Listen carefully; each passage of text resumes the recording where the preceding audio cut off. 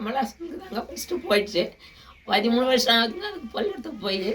இப்போ 13 வருஷமாக அவரை இது பண்ணி மிரட்டி கட் பண்ணி வச்சுருந்தோம். நானும் எவ்வளோ சொல்லி பார்த்தேன் அந்த பள்ளிக்கூடம் போகாதன்னு சொன்னேன். கேட்கல இது. என்ன நடந்ததுன்னே தெரியல. நான் எவ்வளோ சொல்லி பார்த்தேன், கேட்டு பார்த்தேன். எனக்கு வந்து கை கால் அடிச்சு போச்சு. நான் அதை எதுவும் பாலமைக்கவோ கேட்கவோ என்னால் முடியல. நான் வீட்டில் தான் உட்காந்துருப்பேன். வரப்போ தான் பார்த்துப்பேன் நான். அன்றைய தினத்தில் என்ன நடந்ததுன்னு தெரியாது. நல்லா பேசிட்டு வந்து தான் என் பிள்ளை நல்லா பேசிட்டு நல்லா எனக்கு சாப்பாடு கொடுத்துட்டு நல்லா சந்தோஷமாக தான் வீட்டுக்குள்ளே வந்து படுத்துது. என்ன நடந்ததுன்னு தெரியாது. எங்களை வந்து குளர் முயற்சி பண்ணுறேன்னு சொல்லி ராத்திரி 10 மணிலேருந்து எங்களை வந்து கொள்றாங்க. இப்போ கூட வந்து எங்களை கார் வச்சுக்கின்னு வந்து இப்போ 3 பேர் மிரட்டுறாங்க.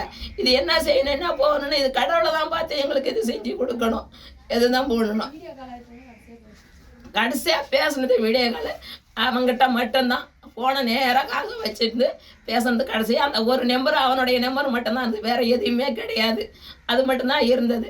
எல்லா வழியிலையும் பேசி பார்த்தோம். ஒரு வழியிலையும் பேசி பார்க்க முடியல. எங்களுக்கு எந்த ஒரு பேரும் கிடையாது. எங்களுக்கு யாருமே கிடையாது. எங்களுக்கு ஒரு போலீஸோ சனங்களோ பங்கு மங்காலையோ எங்களுக்கு யாரும் கிடையாது. என் புள்ள ஒண்டி தான் எங்களுக்கு சம்பாரித்து போட்டது. வருமானம் ஒரு ரூபாய் எங்ககிட்ட கிடையாது.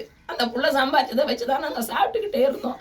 அதுவும் இப்போ ஒரு 6 வருஷமாக தான் எனக்கு கை கால் அடிச்சது. அதுலேருந்து அந்த புள்ள 10 ரூபா கொண்டாந்து கொடுத்தா தான் எனக்கு மாத்திரை மருந்து வாங்கினாலும் சாப்பாட்டுக்கு கொடுத்தாலும் அந்த புள்ள கொடுத்து சாப்பிட்டு தான் எங்களை இந்த கதியை ஆக்கிட்டாங்க. எங்களை இப்பயும் கொல்ல முயற்சி தான் பண்ணிக்கிட்டு இருக்காங்க.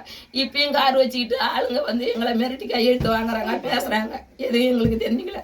இது எங்களுக்கு கடவுள் தான் தண்டனை கொடுக்கணும். அவங்களுக்கு தண்டனை கடவுள் தான் கொடுக்கணும். எங்களுக்கு ஒரு எதுவும் கிடையாது. எங்களுக்கு யாரும் கிடையாது.